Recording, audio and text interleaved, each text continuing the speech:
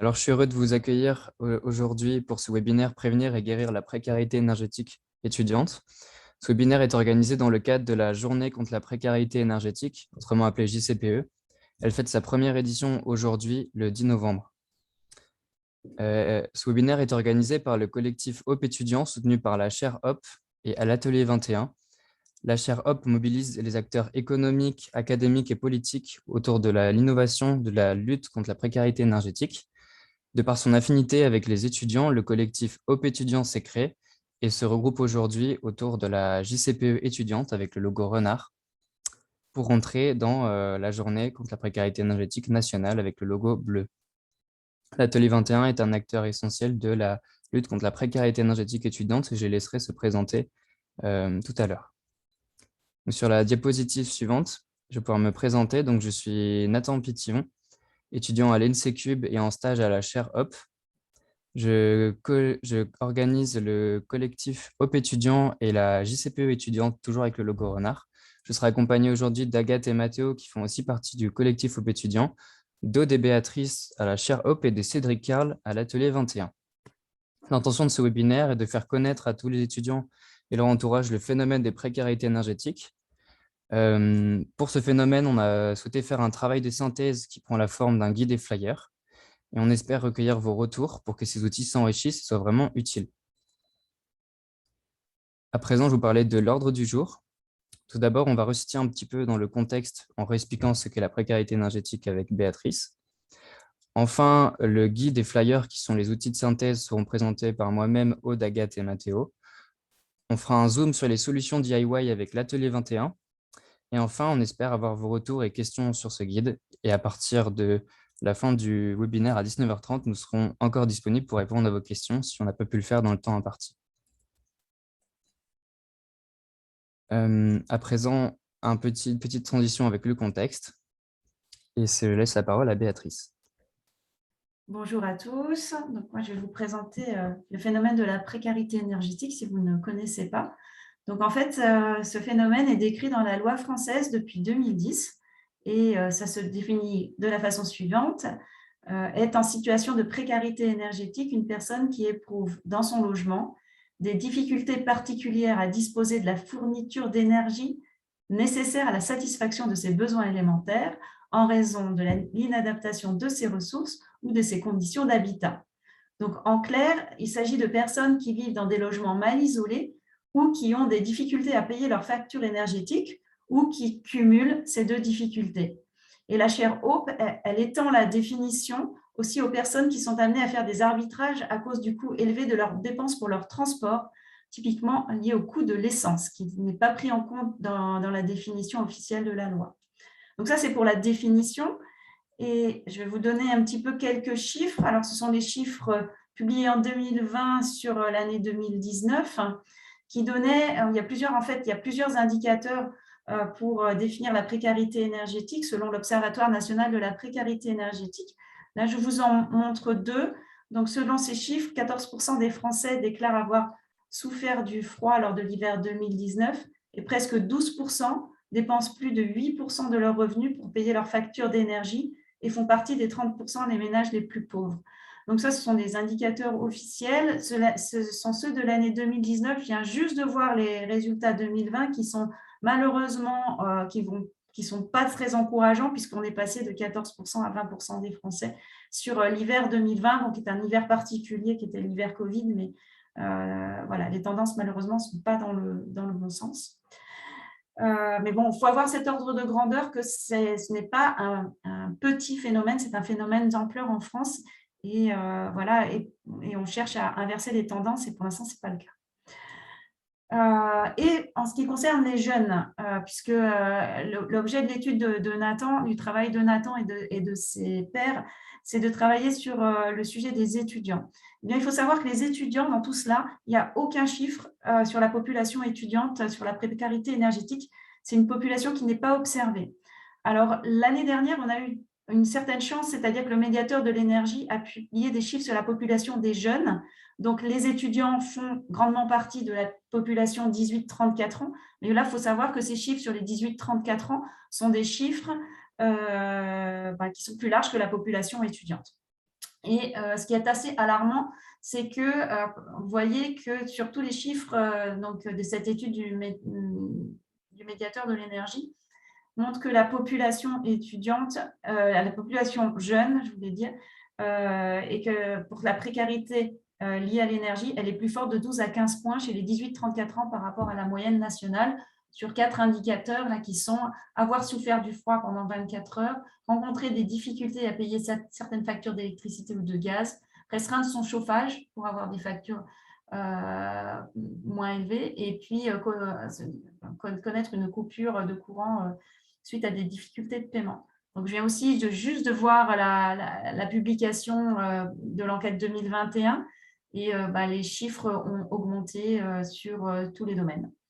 Donc, voilà, ce n'est pas très réjouissant, mais ça montre qu'il faut agir, et Nathan et tous les étudiants qui travaillent avec lui n'attendront pas d'avoir des chiffres précis pour agir sur la population étudiante, et je lui redonne la parole pour qu'il nous raconte comment tout a commencé par rapport au sujet de la précarité énergétique étudiante.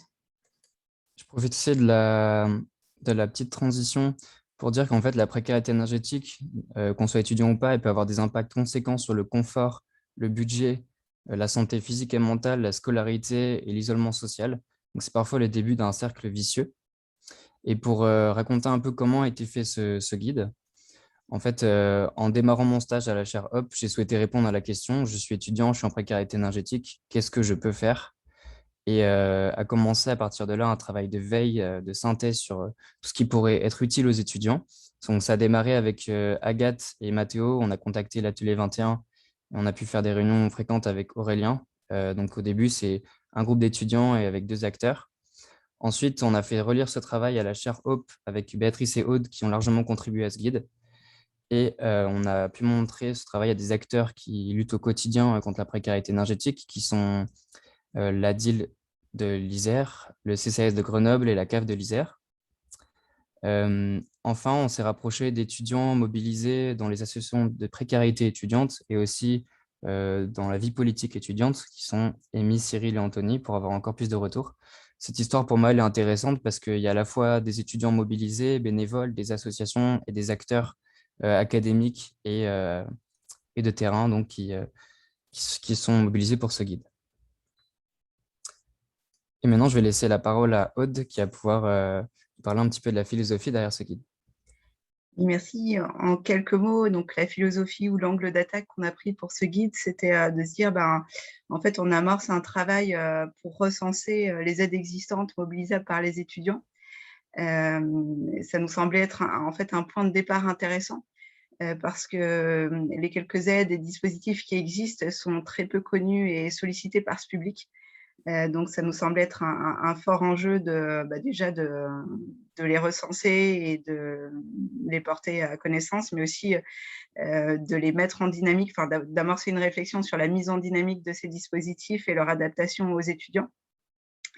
Et donc, on s'est dit qu'il fallait commencer par quelque chose. Donc, ce guide, c'est en fait un premier pas vers une réflexion peut-être collective, plus structurelle à lancer aussi sur les leviers à activer et à inventer auprès de ce public. Et de fait, c'est un outil qui nous a permis d'enclencher un premier niveau de collaboration, comme l'a décrit Nathan. Donc, on trouve ça intéressant. Il y a encore du travail à faire sur notamment les canaux de diffusion.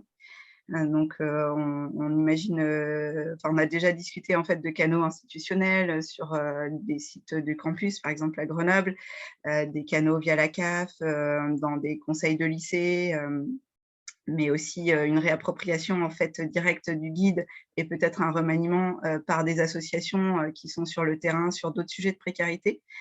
Voilà, donc on le voit un peu comme un point de départ pour dérouler une production peut-être plus vaste, s'adressant aux autres formes de précarité que peuvent subir les étudiants et les jeunes. Et on avait en effet l'idée d'apporter de la matière à la lutte contre les précarités étudiantes au sens large. Donc, notre objectif, ce n'est pas du tout d'isoler le sujet de l'énergie et de faire un focus unique sur la précarité énergétique, mais au contraire, ce travail-là, il s'inscrit plutôt dans l'idée de de mettre un point d'alerte sur le fait que le sujet de l'énergie est un sujet montant et qui s'ajoute en fait à des précarités alimentaires, financières, psychologiques, numériques, etc.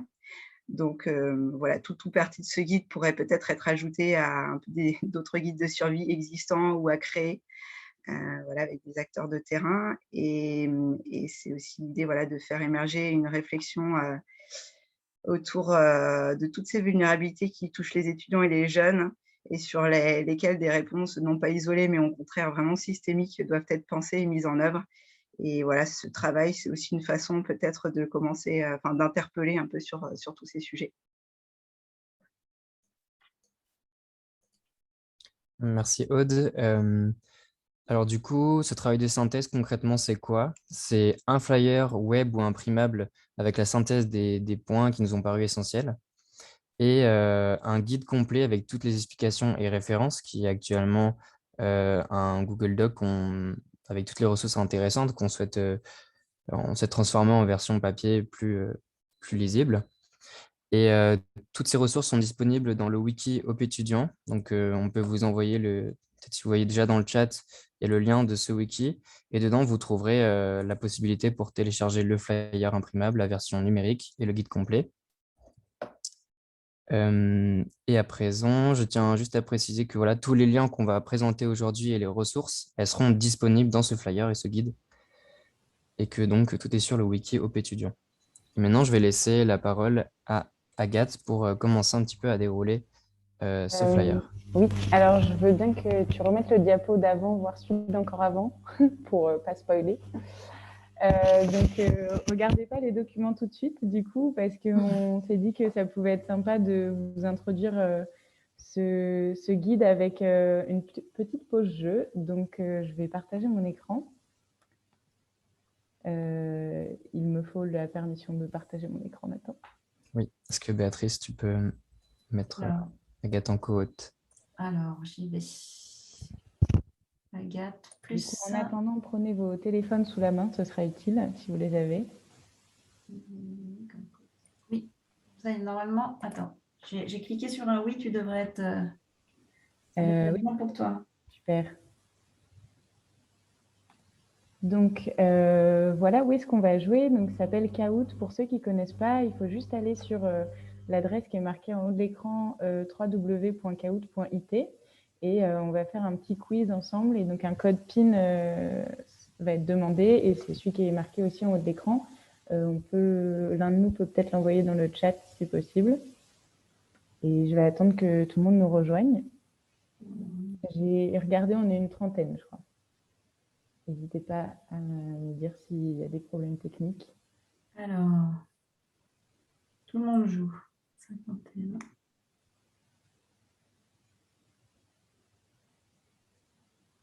Donc, ça va nous permettre de passer un petit moment sympa et puis aussi de voir où vous en êtes sur ce sujet un peu de la précarité énergétique étudiante. Il nous manque encore quelques personnes.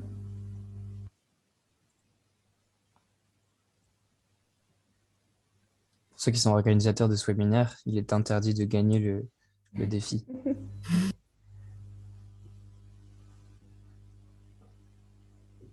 Alors, ça arrive encore.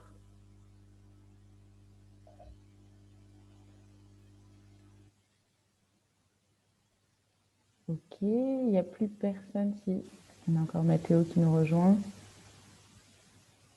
Ça marche aussi sur ordinateur, mais ouais, c'est compliqué. C'est plus compliqué de suivre le Zoom en même temps. Ok, il n'y a plus personne qui arrive, donc je propose de lancer ce Kahoot avec notre première question qui est « Qu'est-ce qu'un DPE ?» Donc vous avez le choix entre 4 réponses et vous avez 20 secondes pour répondre.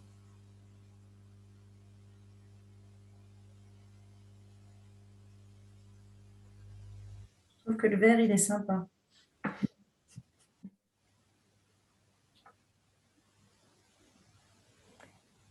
Eh bien, très bien, on voit que la majorité connaissait ce que c'est un DPE. Donc, c'est bien le diagnostic de performance énergétique et c'est un document qui va vous permettre d'avoir une idée de la consommation énergétique du logement et aussi de son impact en termes d'émissions de gaz à effet de serre. Donc, il y a une note qui va de A à F, si je ne me trompe pas. Et il faut savoir qu'entre D et F, la facture énergétique risque d'être élevée. Donc, il faut faire... c'est très intéressant de regarder ce document. Et est-ce qu'on peut avoir ce document? C'est un lien avec la prochaine question. Mais d'abord, félicitations à Victor, Antoine et Pauline qui font un beau podium pour cette première question. Alors, du coup, est-ce qu'un ou une propriétaire ou une agence peut refuser de vous montrer ce DPE?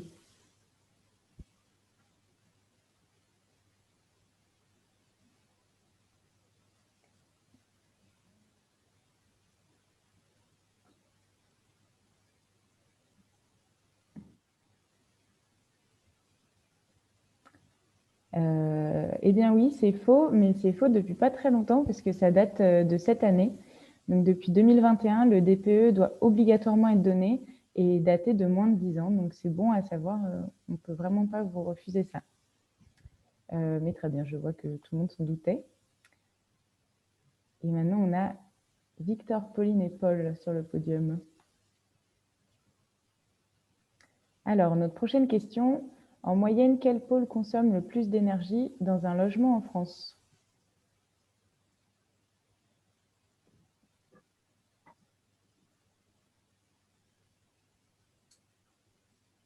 C'était rapide. Le chauffage, presque tout le monde est d'accord. Donc, c'est bien le chauffage et c'est pour ça qu'il faut être assez attentif lors de la visite, notamment au type de chauffage. Donc, il faut savoir que le chauffage électrique, pour l'instant, est le plus cher. Et c'est aussi important de s'assurer qu'il y a bien un chauffage, enfin un radiateur plutôt, pardon, dans chaque chambre et dans les pièces communes, voire plus si la pièce est grande. Et ça vous permettra de vous assurer que vous pouvez chauffer tout votre logement. Et donc, après ces informations, on peut passer à la question suivante. Et on a Capucine qui rejoint le podium, notamment, et toujours Victor et Pauline. Alors, quelle est la meilleure orientation pour ton logement?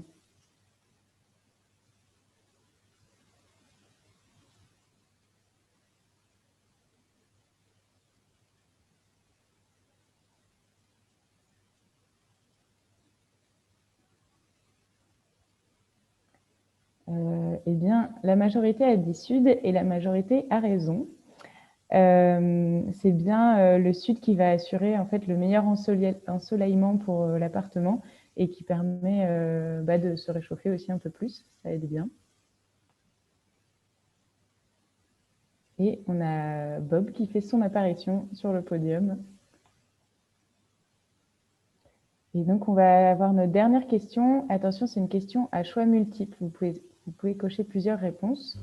Que dois-tu vérifier pendant la visite de ton logement?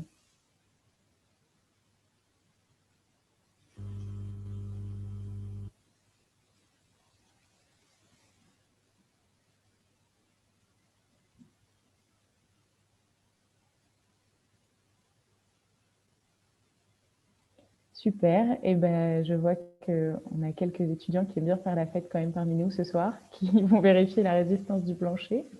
Mais sinon, oui, il faudra donc bien vérifier l'isolation des fenêtres et des portes, notamment les courants d'air le long des jonctions. Et évidemment, privilégier le double vitrage. Ensuite, donc, pour les radiateurs, comme on l'a vu précédemment, il faut bien vérifier leur nombre et la position. Et puis ensuite, on a les traces d'humidité. Donc là, on peut chercher des traces jaunes ou noires, ou voire même des moisissures. Et il faut bien regarder notamment dans les salles d'eau, dans les toilettes et les murs qui sont proches de la salle de bain, quitte à pousser quelques meubles. Et aussi, c'est bien de s'assurer qu'il y a la possibilité d'aérer ou de ventiler chaque pièce. Vérifier par exemple qu'il y a de la VMC qui est installée et qui fonctionne bien. Et comme petite anecdote, avec mon colocataire, on n'a pas vérifié qu'on avait de VMC et on n'en a pas. Donc, si on ne pense pas à aérer la salle de bain tous les jours, et on se retrouve vite avec voilà, des traces un peu noires dans la salle de bain. Donc, c'est pas top. On fera mieux pour le prochain appartement, maintenant que tout le monde est au courant de ce qu'il faut vérifier. Donc, on va voir nos grands gagnants. Donc, en troisième place, on a Théa. Félicitations, Théa. Ensuite, on a Capucine. Et notre vainqueur de ce soir, c'est Thomas. Félicitations Thomas. Du coup, je rends la main du partage d'écran à Nathan pour pouvoir vous parler plus précisément de notre flyer.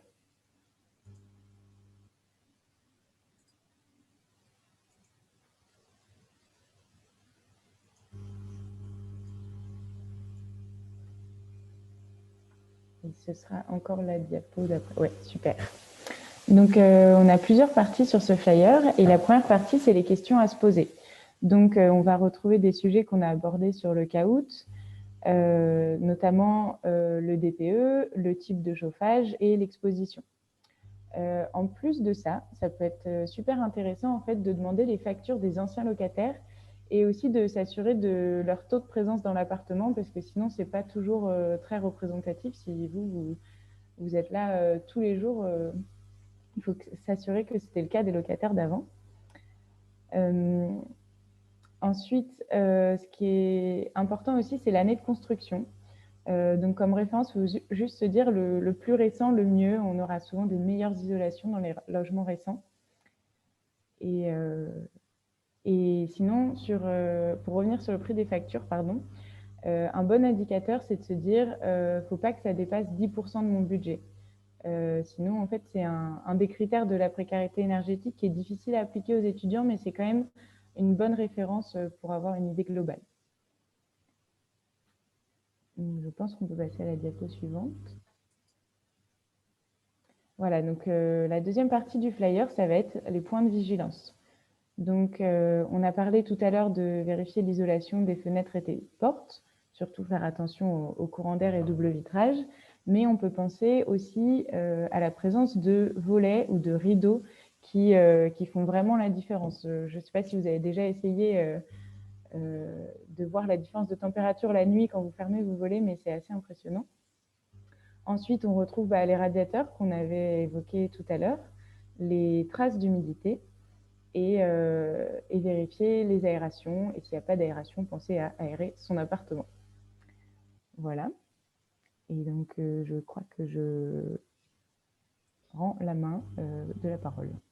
Du coup, ce qu'on vous a montré jusqu'à présent, c'est les éléments du flyer. Donc, en fait, ce sera un document où vous pourrez, lors de votre visite, l'avoir avec vous, par exemple, et checker chaque point que Agathe vient de présenter. Et maintenant, je voulais vous parler de comment choisir son logement.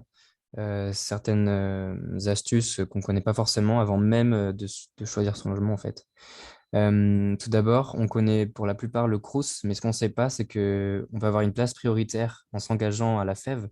On appelle ça des CAPS, des colocations solidaires. Et en échange d'un investissement associatif, on s'assure d'avoir une place dans un Crous. Enfin, il y a plusieurs solutions de logement qui sont souvent sur les sites de l'université. Donc, en arrivant dans une ville, c'est super intéressant d'aller voir toutes ces informations sur le site de l'université.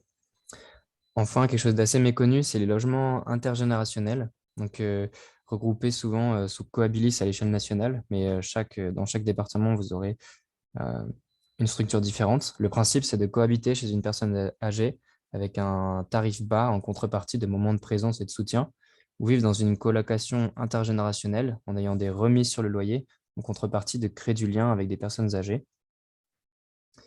Maintenant, je vais laisser la main à Mathéo sur la diapo suivante, qui va se poser la question comment quantifier un peu sa situation énergétique. Oui, merci Nathan.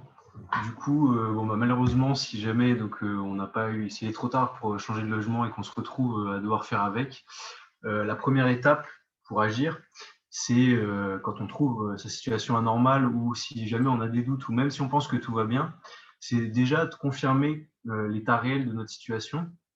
Donc pour ça, il existe différents outils qui vont permettre de nous positionner assez rapidement et en autodiagnostic. Donc d'un côté, le conformètre, qui est un outil extrêmement rapide avec seulement 5 petites questions qui permet d'évaluer son niveau de confort énergétique, tout simplement. Donc avec des questions sur la température ressentie, l'humidité, les courants d'air, la privation et aussi l'importance de la facture d'énergie par rapport à ses ressources. Donc l'objectif du conformètre, il est de mener à la prise de conscience d'une situation anormale qui se serait un peu fondue dans la routine. Et son rôle, c'est d'inciter à se tourner vers les structures d'aide et les solutions qui sont proposées dans le guide. D'autre part, on a aussi le caractère décent d'un logement qui entre en compte et qui peut être questionné. Donc avec le guide pratique Adilcaf, on peut facilement en fait essayer de se positionner. Donc avec une grille d'auto-évaluation, il y a aussi des éléments en fait, comme Nathan a parlé juste avant, sur l'habitabilité du logement, les équipements, les parties communes. Donc voilà pour le deuxième exemple d'outil qui permet de repérer et d'évaluer sa situation énergétique. Donc ces deux premiers outils d'autodiagnostic permettent une première prise de conscience et une confirmation de l'état de notre situation énergétique qui va porter vers les solutions existantes. Maintenant, sur la diapositive suivante, Aude va pouvoir nous parler un petit peu des aides financières.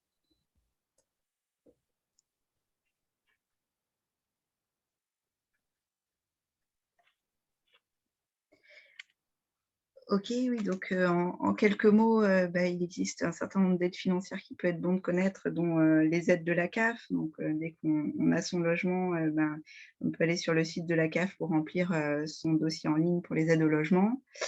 Il existe aussi les fonds de solidarité logement, qui sont des aides au maintien dans le logement qui sont délivrées par les départements.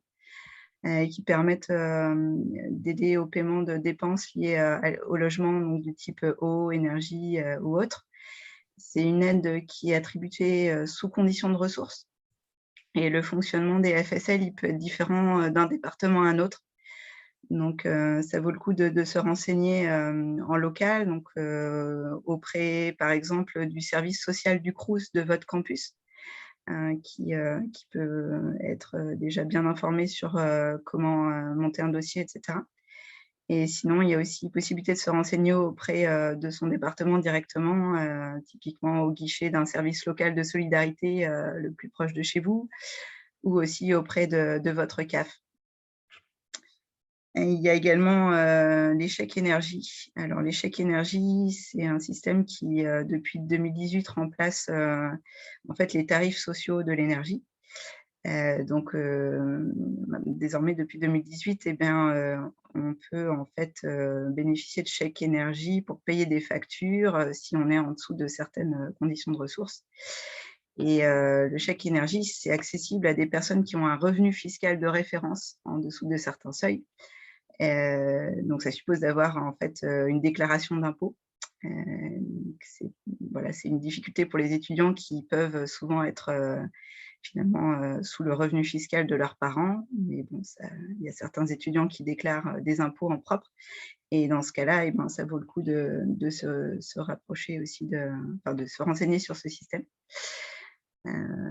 Voilà, et puis sinon, en tout cas, d'en tenir informé aussi ses parents. Et on peut se renseigner sur ces chèques énergie, typiquement auprès des ADIL de son département, et puis des sites internet qui expliquent aussi assez bien ça.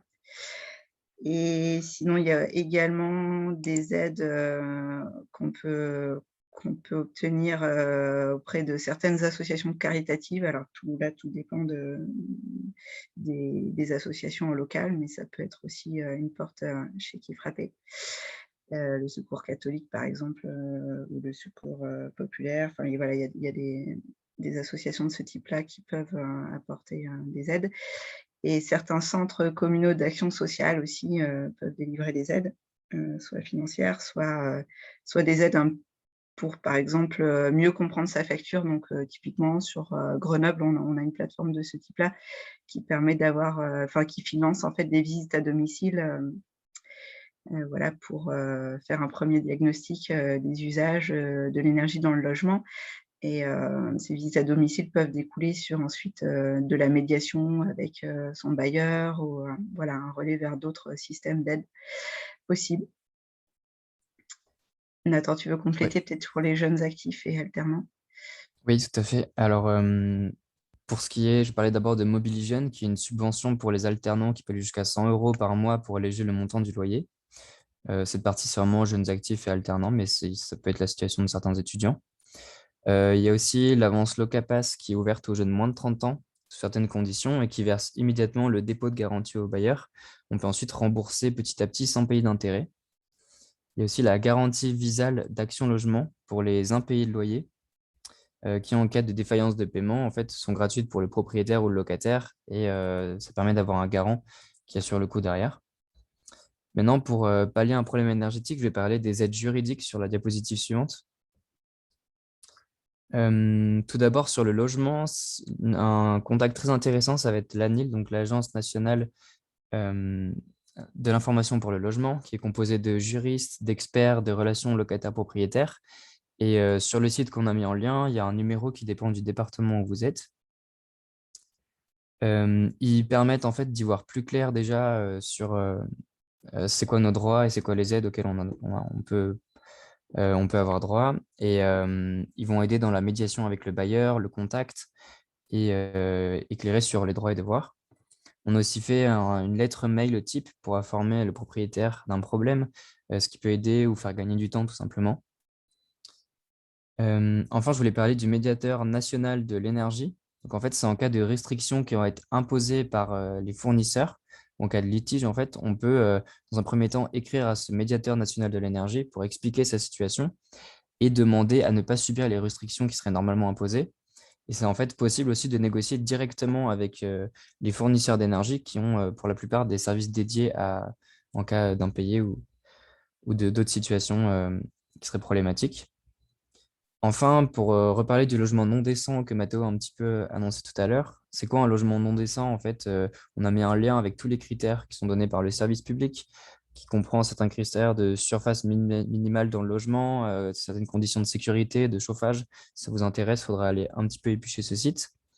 Il y a aussi le service social du Crous, qui est en fait essentiel pour tous les étudiants, qu'on soit au Crous ou non, qui est vraiment un point d'entrée intéressant parce qu'ils sont en permanence avec des étudiants, en lien avec la direction de vie étudiante des campus, et c'est vraiment pour tous les étudiants. Enfin, si on soupçonne d'avoir un logement non décent, on peut contacter Info Logement Indigne, au numéro que j'ai indiqué juste là. On va tomber sur un juriste de la DIL, qui est en fait la version départementale de l'ANIL. Et aussi, on peut contacter la CAF, même au numéro national, qui pourront ensuite nous aider sur le logement non décent. Ces démarches au téléphone, elles peuvent prendre un petit peu de temps, mais parce que les services sont très demandés, mais cependant, ça vaut vraiment le coup d'aller au bout de la démarche. Enfin, je voulais parler de la loi Allure qui est assez méconnue, qui en fait, en cas de litige avec le propriétaire et si jamais le logement est vérifié non décent par un technicien envoyé spécialement par la CAF, donc c'est la CAF qui envoie un technicien, on peut ne payer plus que le loyer résiduel au propriétaire, c'est-à-dire le loyer moins les APL. Cependant, il faut vraiment continuer à payer ce loyer résiduel. Et en fait, tant que le propriétaire n'a pas fait les travaux pour avoir un logement décent, il a 18 mois pour le faire, il ne reçoit pas les APL et si à la fin du temps, il ne nous a toujours pas versé, il ne recevra pas cet argent. Mais elles sont temporairement conservées par la CAF. Maintenant, on va passer à la diapositive suivante. Du coup, pour parler un petit peu du guide, on a mis une petite photo du sommaire qui en fait reprend les éléments du flyer qu'on vous a mis en capture d'écran ici. Ce qu'on n'a pas cité dès à présent, c'est les solutions système D, agir en attendant, agir soi-même dans son logement. Je peux citer le site de la LEC de Rennes qui est très bien fait avec les éco-gestes qui permet de faire des petites économies. Et enfin, des références DIY sur le site du Low Tech Lab avec des tutoriels plutôt do it yourself pour améliorer les conditions de vie dans son logement, faire des petites économies. Et je vais maintenant passer la main à Cédric Carl de l'Atelier 21 qui font beaucoup de travail là-dessus et vont présenter quelques solutions DIY. Oui, merci Nathan, merci à Aude pour l'organisation de ce webinaire. Vous m'entendez bien? Oui. Ouais, ok, super. Donc, je suis Cédric Carl, je suis directeur et fondateur de l'Atelier 21, qui est une association qui œuvre sur les questions d'intelligence collective et de transition écologique et énergétique. Et en travaillant depuis assez longtemps sur toutes ces questions-là avec un certain nombre d'étudiants, on a compris qu'on avait en face de nous des étudiants qui étaient en précarité énergétique. Et donc, on a décidé de travailler avec eux sur leur situation à eux, donc leur propre situation. Et donc, on a travaillé de manière assez récurrente sur ce qu'on appelle le design par les usages. Donc, en fait, on prend des cas existants pour essayer de les résoudre. Et on a fait ça, en fait, avec des collectifs d'étudiants, en fait, de plusieurs écoles. Et l'idée, en fait, c'est de capitaliser, en fait, cette ressource en ligne pour pouvoir la restituer et pour qu'elle puisse inspirer d'autres étudiants, pour qu'elle puisse résoudre des problèmes de précarité et d'urgence, en fait, de précarité. Donc, ça, c'est le site de l'Atelier 21, où vous avez en fait tout un panel de projets éducatifs, fun et ludiques sur les questions d'énergie en général. Je vous invite à pouvoir cliquer sur Paléo Énergétique, un projet qui recherche plein de brevets dans le domaine de la transition énergétique. C'est un projet de recherche sur l'histoire des brevets. Et notamment, on a un projet qui s'appelle Regenbox, qu'on présente aussi aujourd'hui à l'Académie du climat, puisque en fait, c'est un système qui permet de recharger des piles alcalines, celles qui sont dites non rechargeables.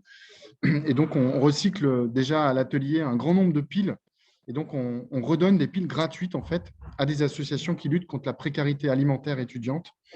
Donc, voilà, on fait le lien en fait, sur les différentes précarités, comme ça a été dit tout à l'heure, puisque effectivement, on pense que nous, de s'adresser aux étudiants sur les questions de précarité énergétique à travers des associations qui œuvrent sur la précarité alimentaire, c'est complètement cohérent, puisque voilà, manger est aussi un acte énergétique, et donc se chauffer et vivre dans un confort énergétique, c'est quelque chose qui est très proche des questions alimentaires. En tout cas, voilà, Regenbox est aussi un projet qui permet de s'adresser aux étudiants. Et donc, si vous cliquez du coup sur le site sur Act for Energy, du coup, vous allez tomber sur une page ressources où il y a différents tutoriels qui ont été fabriqués par des étudiants, puisque le but de nos ateliers, c'est qu'en moins d'une semaine, on puisse adresser des réponses à des problèmes de précarité énergétique vécus par des étudiants et en faire soit un début de recherche, soit carrément une solution qui est documentée et qui va pouvoir être repartagée ensuite avec d'autres étudiants, qui va pouvoir être reprise, peut-être améliorée en fait avec d'autres étudiants. Et donc voilà, on a cumulé en fait un certain nombre de projets. En fait, on a aussi créé des clips. Là, le clip en haut à gauche, le clip vert, c'est un clip qui parle de la précarité énergétique des étudiants et qui parle du fait que l'intelligence collective peut être une réponse en fait à ça, puisque en s'entraidant, en fait, on peut trouver des solutions. On peut passer à la slide suivante, je pense. On a donc créé, en fait, dans le cadre de nos workshops, un Discord. Donc, Discord, c'est une plateforme qui est à la base une plateforme qui s'adresse aux gamers qui peuvent du coup créer des discussions en ligne et pouvoir résoudre aussi les jeux à plusieurs. Et du coup, Discord est maintenant utilisé aussi par des écoles de conception, utilisé par des partis politiques, utilisé par voilà, différentes institutions, organisations pour s'organiser et créer des fils de discussion. Quand vous êtes sur Discord, vous pouvez aussi, suivant les channels en fait, et suivant les thématiques, rentrer dans les thématiques et créer des sortes de petites visioconférences à plusieurs. Donc, vous pouvez discuter à l'intérieur d'une room, en fait. Vous pouvez poster en fait, des ressources et ça permet voilà, en fait, d'avoir un fil de discussion. Et donc, sur la Repair Room, en fait, on a adressé différents thèmes. Ça commence par l'alimentation et ça finit par les thèmes qui sont sur les droits en fait, au logement, sur les recours possibles en fait, vers la DIL, etc., tout comme le guide pour l'étudiant le propose. Donc, le Discord, ça, c'est une chose qu'on utilise. C'est donc un outil collaboratif qui est très utile dans les workshops, surtout pendant les temps de visio, parce qu'effectivement, on a aussi fait des workshops en physique dans des écoles, mais aussi avec le Covid, en fait, on a dû être en visio pas mal de fois. Et en fait, cet outil est du coup très, très pratique pour avancer à distance et tous dans nos logements respectifs en visioconférence. Du coup, sur le slide suivant, donc on a aussi créé des groupes de discussion Facebook qui permettent de voilà, poster, continuer d'interagir et éventuellement à des étudiants qui auraient fait un workshop de pouvoir aider d'autres étudiants qui vont poser des questions sur les fils de discussion. Voilà, l'idée, c'est d'avoir une sorte d'interaction comme ça pendant les workshops qui soit propice en fait à aussi poster des choses qu'on trouve ailleurs et faire une sorte d'état de l'art sur ces questions de précarité énergétique. Donc ça, c'est le groupe public Facebook Act for Energy. Et puis là, on va voir quelques résultats de nos recherches et des travaux qui ont pu être menés.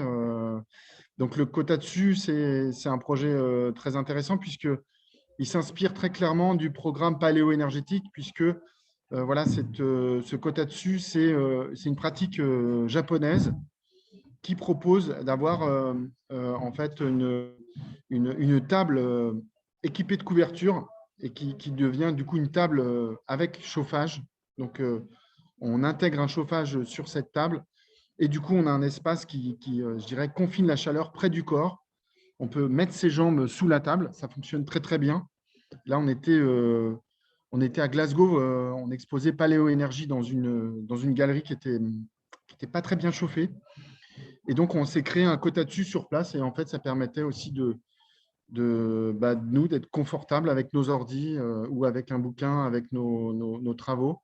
Donc, le Kotatsu, voilà, c'est très facile. Il suffit d'avoir une table et en fait de rajouter dessus des tissus. Donc, ça peut être des couvertures, ça peut être des tissus qu'on achète, ça peut être des tissus de récup. Ça peut être carrément la table qui est couverte d'une couverture carrément. Et puis, on met un système de chauffage en dessous. Donc, on conseille de plutôt mettre des chauffages à bain d'huile. Et en fait, donc, cette chaleur va être restituée de toute façon au logement parce que voilà, elle est un peu prisonnière sous la table. Ça permet d'avoir ce confort et ce confinement de chaleur près du corps.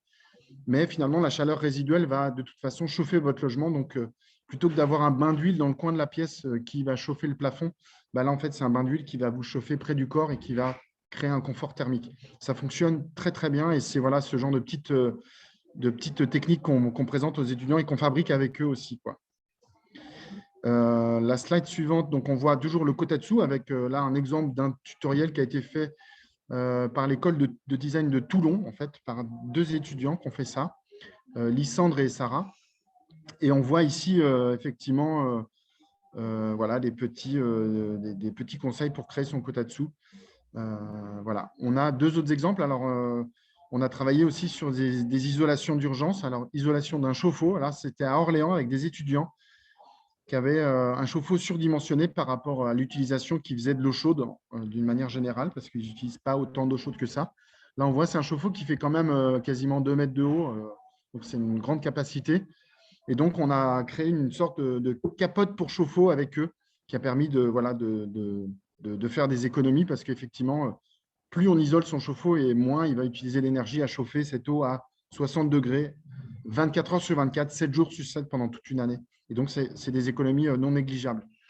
Et ensuite, le dernier petit exemple qu'on voulait vous montrer, on a rencontré beaucoup d'étudiants qui avaient des problèmes avec des simples vitrages, voire des fuites sur les vitres. Donc, quand il pleuvait, il y a de l'eau qui rentre carrément dans les logements.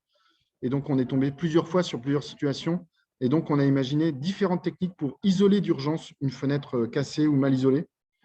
Donc, là, on a l'exemple des sacs aspirateurs, des sacs pour faire le vide d'air, parce qu'effectivement, le vide d'air, c'est la chose la plus isolante. C'est plus isolant que de l'air, en fait, parce qu'il y a moins de molécules pour transmettre la chaleur ou les pertes de chaleur. Et donc, on a différentes techniques comme ça en utilisant du papier bulle, du film double face aussi. Il y a des films officiels qui sont faits par 3M ou par TESA. Et donc, on conseille ça. Effectivement, si les gens n'ont pas les moyens, en fait, on leur propose des solutions alternatives qui peuvent leur permettre de sortir de cette précarité énergétique par eux-mêmes, en fait, grâce à des tutos. Et donc voilà, c'est des projets qui vont continuer au fur et à mesure des workshops à venir, puisque l'idée, c'est qu'on va cumuler comme ça du savoir au fur et à mesure des workshops. Merci Cédric pour cette présentation de ce que fait l'Atelier 21. Et juste pour vous parler des suites de l'aventure, donc à Marseille, le guide il va être amené à être pris par un groupe d'étudiants de 2e année qui ont travaillé sur un site web pour aider les étudiants et qui sera aussi soutenu par l'Atelier 21 et la chaire Hop. Donc le contact sont affichés ici. À Grenoble, on essaie de faire les premières diffusions de ce guide à des étudiants grenoblois via les associations étudiantes notamment ceux que j'ai cités en tout début de présentation et les élus étudiants du campus. Et pour tous, je le redis, sur le wiki Op étudiant, vous pouvez avoir facilement ce guide ainsi que le flyer imprimable. Et on vous invite, si vous voulez diffuser ça sur votre campus ou à des personnes qui ça vous semble utile de leur diffuser, d'envoyer un mail à op.étudiant@gmail.com. Donc, je vais remettre ça dans le chat.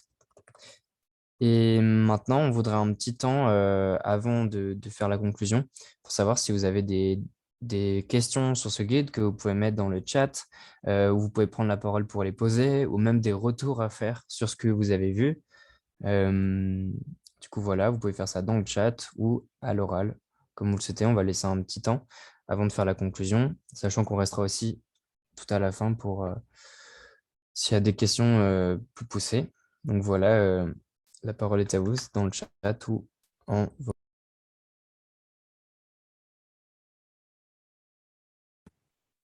Bonjour Nathan, est-ce que je peux me permettre de prendre la parole du coup? Tout à fait. Bonjour Anthony. Déjà, comme d'habitude, merci pour la présentation. Ça a toujours été très clair, très concis et toujours utile en information. Comme je l'ai dit la dernière fois, l'information sur ce thème est pour nous primordiale. Question très pratico-pratique. Anthony, pourriez-vous parler plus fort, s'il vous plaît? Merci. Oui, je vais parler plus fort et je vais monter mon micro, comme ça tout le monde pourra m'entendre. Est-ce que c'est mieux? Ok. Oui, c'est top, merci. Ok. Du coup, une question très pratico-pratique. Mais je préfère demander, on est d'accord que le guide est libre de droit si on veut l'imprimer pour le diffuser. Moi, je pense notamment aux distributions alimentaires. Il n'y a pas de souci là-dessus. On peut en faire des copies et les distribuer. Il n'y a pas de souci. Alors oui, il n'y a pas de souci. C'est carrément le but qu'il soit imprimé, diffusé. C'est totalement libre de droit et même si ça peut être implémenté dans d'autres ressources, ce serait top. Donc voilà, c'est carrément diffusable pour te répondre, si ça répond bien à ta question.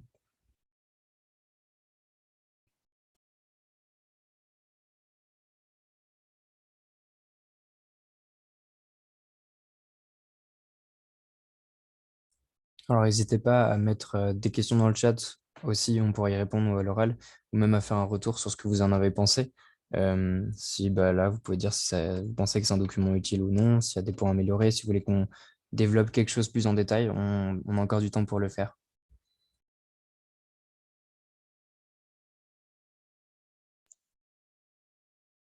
Peut-être aussi une précision, c'est qu'aujourd'hui, c'est un guide un peu national, mais justement, ça serait intéressant d'avoir des déclinaisons locales.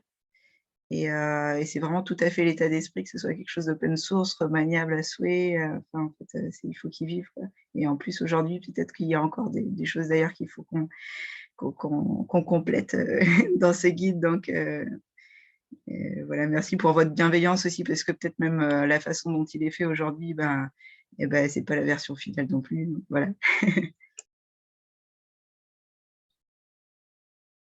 Oui, je voulais juste rebondir sur ce que disait Aude sur la version initiale de ce guide. Vous verrez qu'il y a une partie à la fin où il y a marqué contacts locaux et pour l'instant, il n'y a que des contacts locaux sur Grenoble. Donc, si vous êtes d'une autre région, je pense à nos amis marseillais il y en a quelques-uns qui sont connectés et qui commencent à connaître leur écosystème d'aide. Voilà. Plus on pourra donner des contacts locaux, plus ce guide s'enrichira.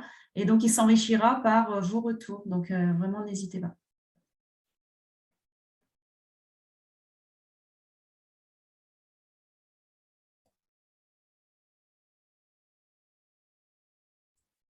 Et aussi, n'hésitez pas à en parler si vous êtes proche de classe préparatoire, de lycée, d'école, d'université, ou à nous envoyer des personnes qu'on pourrait contacter pour diffuser ce guide. On espère que les ressources seront utiles et en tout cas, on a fait tout pour. Donc voilà. Merci pour le retour dans les commentaires. S'il n'y a pas d'autres questions, alors par écrit, je pense qu'on peut faire la conclusion. Oui. Moi, je voulais rajouter juste un petit complément. pour vous dire que, en tout cas, cette idée de guide, elle est aussi née d'un atelier avec des étudiants. Et donc, c'est clairement une idée d'étudiant d'avoir un guide méthodologique pour comprendre mieux comment mieux louer un logement sans se faire avoir par une passoire énergétique. Et en fait, je pense qu'il sera très, très utile peut-être de développer un outil complémentaire utilisable par des gens localement, puisque nous-mêmes, on a fait une séance avec des étudiants de l'ENSAD cette année, avec les primo-arrivants sur Paris, parce que l'ENSAD est à Paris. Donc, Paris est une grande ville, comme beaucoup de villes françaises, où l'état du parc est très cher. Et donc, souvent, on peut tomber un peu sur des marchands de sommeil. Et quand on est étudiant, on loue en dernière minute. Et donc, on les a aidés. On a fait une séance d'aide avec les étudiants. Donc, il était à peu près 80. Et on leur a livré en fait des tips, des combines, les étiquettes énergie, les points de vigilance. Et puis surtout, en fait, ils ont pu, eux, créer un groupe de travail. Ils se sont même repassés leurs adresses entre eux parce que certains n'avaient pas encore trouvé de logement. Et du coup, ça permettait de les aiguiller sur les bons tuyaux aussi localement. Donc, en fait, je pense qu'il y aurait la possibilité pour un prochain projet de créer une sorte de petite présentation générique pour que des étudiants s'en emparent et même des profs s'en emparent, des directeurs d'université pour aider leurs étudiants qui arrivent à louer correctement des logements qui sont pas des passoires. Petit point aussi que je voulais rajouter, du coup, c'est qu'aujourd'hui, le guide est en français, mais ça serait hyper intéressant d'avoir des versions dans d'autres langues. Et là-dessus, on est en recherche de coups de main parce que voilà, les étudiants non francophones, c'est parfois encore plus difficile pour eux, hein, l'accès aux aides et tout. Et donc, c'est vraiment un public qui mérite aussi une attention particulière. Et donc, voilà, ça fait partie un petit peu, je pense, des suites aussi qu'il faut qu'on arrive à enclencher. Traduction. Merci beaucoup pour ces compléments. Du coup, je vais laisser Béatrice faire la petite conclusion, notamment sur la suite des événements après ce webinaire. Alors, comme vous l'avez dit, Nathan, en début de webinaire, tout ceci, ça se passe dans le cadre de la journée contre la précarité énergétique. Donc, Hope organise un certain nombre d'événements. Et donc là, c'est le programme de Hope, mais je veux attirer votre attention sur la partie de droite qui est passée à l'action avec les étudiants. Et donc, je voulais faire un petit peu la promo de plusieurs événements. Si vous êtes lyonnais, le 16 novembre, il y a une conférence à l'ECAM, je crois que c'est à 18h30, sur le thème de la précarité énergétique organisée par les étudiants du Master Transition énergétique, ECAM Lyon, ECAM et EM Lyon. À Marseille. À 18h, par contre. Pardon? Ça démarre à 18h, Béatrice. Pardon? Je ne sais pas si on m'entend bien, c'est 18h, 19h30. Ah oui, pardon, 18h, 19h30, oui, parce qu'on a Louis qui est là. Je me permets. Bien sûr. À Marseille, donc c'est toute la journée, c'est sur le campus de Centrale Marseille, c'est organisé par des étudiants de deuxième année de Centrale Marseille, avec des invités prestigieux, il y a l'ONPE, il y a le GRS et plein d'autres. Sur Grenoble, c'est le 19 et 20 novembre sur le campus de Saint-Martin-d'Hers. Ce sont deux journées. Ça commence le 19 après-midi, qui est un vendredi. Il y a un concert le soir et ça reprend le 20 en fin de matinée parce que ça va terminer très tard le 19. Donc là, c'est vraiment Nathan, Mathéo, Agathe et autres qui peuvent vous en dire beaucoup plus, mais ça vaut vraiment le coup. Et puis à Paris, le 20 novembre, justement à l'Académie du Climat, il y a un groupe d'étudiants avec l'Atelier 21 qui va présenter des démonstrations sur l'isolation thermique et puis plein d'autres choses. Donc là, Cédric aussi pourra en dire plus. Et puis pour conclure, en fait, toutes ces activités qui vont être organisées par les étudiants, on invite tous les étudiants animateurs et aussi tous les étudiants qui ont aimé participer à ces ateliers, à un grand webinaire, alors encore plus interactif que celui de ce soir, qu'on va animer avec Léa et ce sera un brainstorm géant mais qui finira par voilà, des idées d'action, mais que vous, les étudiants, auront envie de mener suite à ce que vous allez vivre pendant ce mois-ci. Donc, ça s'appelle « Précarité énergétique, construire le futur de la mobilisation étudiante ». Donc, voilà, ça clôturera les actions 2021, mais on va les clôturer par toutes vos envies d'action et que l'on soutiendra. Il suffit qu'il y ait 2 étudiants qui aient envie de faire quelque chose pour qu'on les soutienne. Voilà. Voilà, c'est la suite du programme. Et Nathan, tu peux peut-être dire où est-ce qu'on retrouve les informations plus précises de ces événements? Tout à fait. Alors, la quasi-totalité des informations sur des événements, ils sont sur Instagram JCPE-8 étudiante. En fait, on avait toutes les villes à envoyer les messages de communication et tout le contenu en fait, est présent sur ces Instagram-là. Marseille, par exemple, a déjà publié sur ce compte et Grenoble, on continue d'alimenter avec les différents ateliers qui vont se dérouler. Sachant que pour faire un petit mot sur le 19-20 à Grenoble que j'organise avec Aude, il y aura tout un panel d'ateliers et stands en essayant d'aborder le sujet de la précarité énergétique, pas de manière tout à fait frontale, mais en essayant de lier ça à d'autres sujets. Donc, il y a tout à fait moyen de trouver son bonheur dans cet événement. Et je pense que c'est à peu près tout pour ce webinaire. Et donc, moi, je voulais remercier Nathan pour ton travail et puis Agathe, Mathéo, Anthony, les gens qui sont là et qui ont contribué. Merci beaucoup pour ce premier guide qui répond à la fameuse question, mais quand je suis dans cette situation, qu'est-ce que je fais? On avait vraiment rien du tout jusqu'à ce que vous arriviez pour donner ces premières réponses. On est bien conscient que c'est un début, mais comme disait Cédric, l'intelligence collective sur ce sujet-là, elle est capable de faire des grandes choses. Et puis, ce que vous allez voir aussi le 19 et 20, c'est qu'on n'adresse pas ce sujet en pleurant, mais vraiment en faisant des choses dans la bonne humeur. Et à plusieurs, on peut vraiment trouver des solutions. Et donc, merci à tous les jeunes là, pour votre enthousiasme sur le sujet et puis vos belles idées. Et puis, voilà, on est là pour vous aider à les mettre en œuvre. Et on est ravis qu'il y ait ces 2 journées à Grenoble, le 19 et 20, et aussi que les autres étudiants de Lyon et Marseille et de Paris suivent, parce que c'est en se rencontrant qu'on trouve des idées. Et moi, je suis persuadée qu'on va trouver des super idées. Moi, ça fait bientôt 2 ans et demi que j'aide les étudiants à avancer sur ce sujet-là en mode confiné. Maintenant qu'on peut se voir, je pense que vous allez avoir des idées encore plus détonnantes. Et voilà, merci beaucoup Agathe qui est là depuis le début, Mathéo aussi. Voilà, tous les étudiants qui commencent à travailler avec nous en général continuent. Et ça prouve qu'ils y trouvent leur compte, c'est-à-dire qu'ils grandissent aussi avec ça. Et en même temps, tout en servant ce sujet. Donc, merci à tous. Bravo pour tout ce que vous faites. Et c'est qu'un début et vous allez vraiment faire de grandes choses. On a vraiment confiance en vous sur ces sujets-là. Bravo à tous. Je vais arrêter l'enregistrement et je vous donne rendez-vous grenoblois le 19 novembre. Et à tous les autres, le 24 pour nous raconter tout ce qu'ils ont vécu dans leurs différentes villes.